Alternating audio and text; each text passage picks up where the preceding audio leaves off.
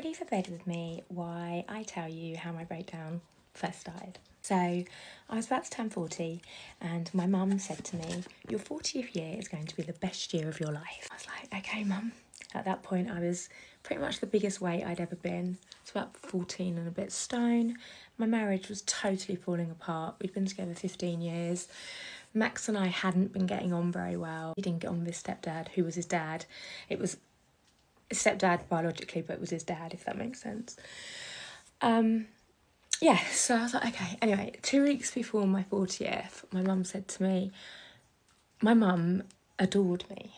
Absolutely, I'm gonna cry. Absolutely adored me. And she said she wanted me to be with somebody who saw me the way she saw me. And she loved my husband, but she knew that he didn't see me the way that someone should see me.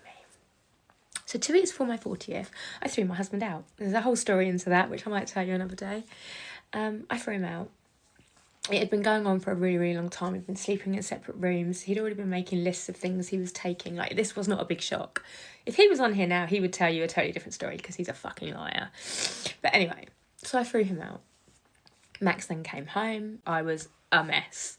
Even though I'd thrown him out, I still deeply loved him for a very long time. 3 months later, Max, he was moving to London. I was like, what? Like, me and him are like a little unit. And I was like, I should have been a very proud mum going, oh my God, like, you're 19, this is amazing. I was not, I was bereft. So he did that in the December. So August left the husband, December Max moved. So come that January, I was lost as fuck. I wasn't Max's mum. I didn't feel like I was anymore. And I wasn't his wife anymore. Mother's Day was coming up and my mum wanted to take me and my sister out for the day because I always arranged Mother's Day and she knew that Max was in London and she wanted to do something for me for once on Mother's Day, which was beautiful. But then she got poorly, she got COVID. Now my mum was 81, but she still worked full time. If you've seen the photos of her, she was a glamour puss, right? She was an incredible woman.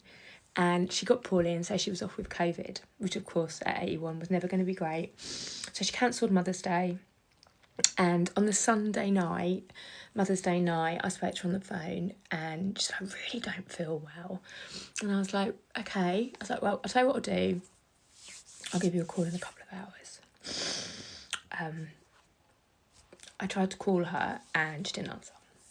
But my sister, who lived in the same street, managed to go over and talk to her through the letterbox. And she'd answered. And she's like, oh, I just